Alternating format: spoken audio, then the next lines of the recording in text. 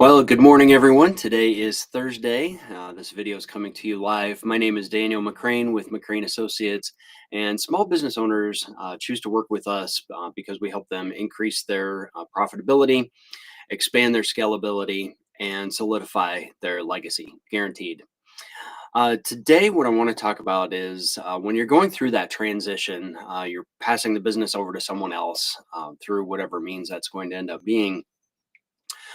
Occasionally, there may be some intellectual property that's part of the business.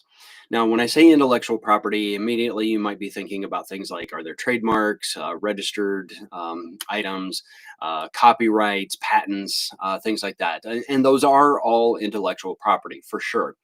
Um, the great thing about those types of things, anything that's patented, copyrighted, trademarked, anything like that, those things can be transferred. You can transfer those patents, those copyrights to someone else.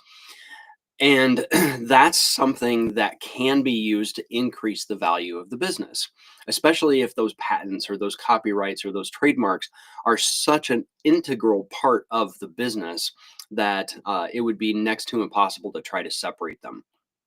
So those things can be transferred to the new business owner. So that's one thing that you need to keep in mind. That's a very important thing, and it can be used to increase the value of your business as well.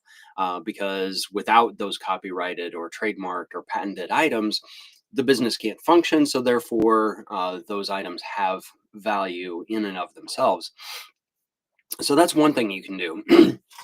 Now, another thing that can be done, if you so choose, those items of intellectual property can be licensed to the new business owner. So you can sell them the business, but then you can license those things to them so you continue to get some income stream off of those items of intellectual property. So that could be one thing that you could do as well.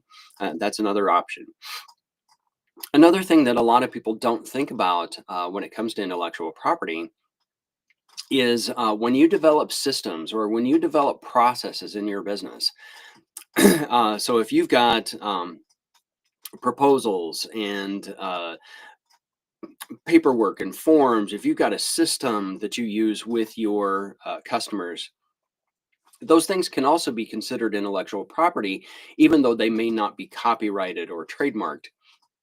But anything that you can say, look, here's our binder. This tells us what we need to do. And this is what makes us special. So we don't share this with just anyone. We wait until the customer is ready to buy from us, and then we share these things with them. What really makes us stand apart and what makes our service or our product better. Those things can also still be considered intellectual property. And what I keep saying over and over, if you're not hearing me on this, I'll keep saying it over and over, your processes need to be documented. You need to have those documented procedures. When someone asks you, how do you do this around here in your business? When that potential buyer says that, asks that of you, you need to be able to slide that binder across the table and say, here you go. Here's how we do that here. That is also intellectual property. And that also gives more value to your business.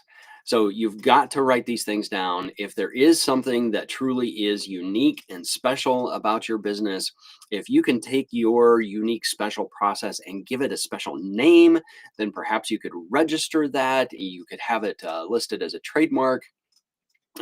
Anything like that. You might be able to copyright your training material that you give to your clients, anything like that. But those are some opportunities for intellectual property and things you can do to increase the value of your business. So with that, I'm going to go ahead and stop here. Have a great day, everyone, and I will see you in